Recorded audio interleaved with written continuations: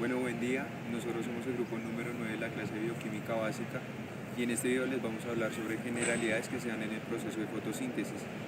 Nuestro grupo está conformado por Mariandy Rendón, Maite Andrea Mendoza, Angie Geraldine Moreno y quien les habla, David Duarte.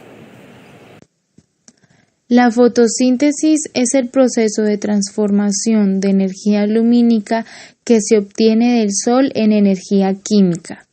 Se da en organismos que tienen en sus células cloroplastos, que son los organelos donde se da la transformación de la energía. Estos organismos pueden ser bacterias, algas verdes y plantas terrestres. Se da una serie de procesos de oxidorreducción y luego una fosforilación acoplada donde hay una transferencia de electrones que son donados por el agua y recibidos por el dióxido de carbono. La luz es captada por la clorofila, que es el pigmento que contiene los cloroplastos, orgánulos celulares propios de vegetales y bacterias, donde se da la primera reacción y se produce el rompimiento de la molécula de agua. Luego, los compuestos que quedan del rompimiento de la molécula participan en la formación de glucosa con el dióxido de carbono. Los procesos se dividen en dos etapas, que se conocen como fase lumínica y fase oscura.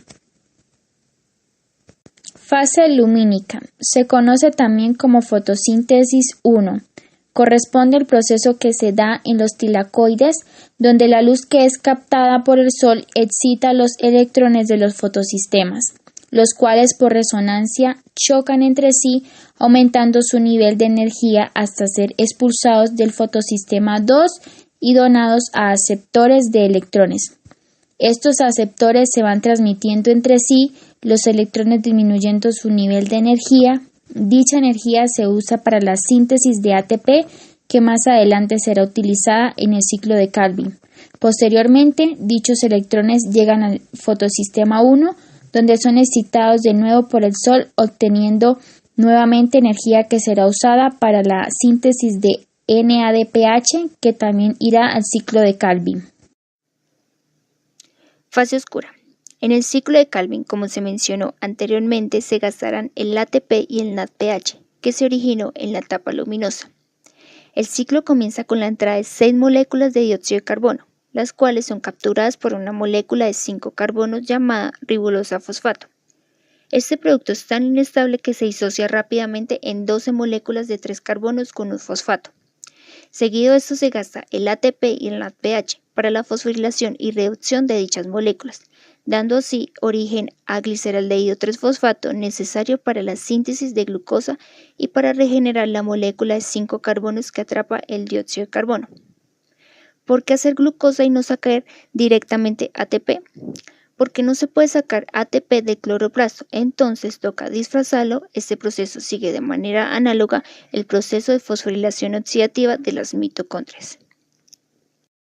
Las plantas terrestres se pueden diferenciar por la forma en la que se da el proceso de formación de glucosa, que corresponde al ciclo de Calvin en la etapa oscura de la fotosíntesis, ya que para dicho proceso la toma de dióxido de carbono del ambiente puede representar para la planta pérdida de agua al abrir sus estomas. Por ello, las plantas se clasifican en 3 mecanismos que se distinguen por la forma de producción de glucosa: C3, C4 y Ca. Las plantas C3 son aquellas que no requieren de alguna transformación del dióxido de carbono. Este ingresa directamente al ciclo de Calvin y se lleva el proceso de formación de glucosa a partir de un ácido de 3 carbonos. Todas las plantas arbustivas son de tipo C3. Las plantas C4 toman el dióxido de carbono del ambiente. En las células del mesófilo de la hoja, el dióxido de carbono es convertido en oxalacetato y luego en ácido málico, un ácido de 4 átomos de carbono, que posteriormente es llevado a las células de empalizada para ser desdoblado. Se produce un ácido de 3 carbonos y allí se da inicio al ciclo de Calvin. Por lo general se da en plantas de clima seco, donde hay alta concentración de dióxido de carbono. Un ejemplo de estas plantas es la caña de azúcar. Las plantas tipo CAM son aquellas que se encuentran en condiciones áridas y desérticas, donde la pérdida de agua por apertura de estomas es inaceptable. Por ello, estas plantas hacen apertura de sus estomas en la noche, donde el dióxido de carbono entra y se fija como ácido málico en las vacuolas. Allí se acumula y luego en el día, con los estomas herméticamente cerrados, se da el desdoblamiento del ácido málico en el ciclo de Calvin. Las plantas más representativas de este tipo de formación de glucosa son los cactus y las piñas.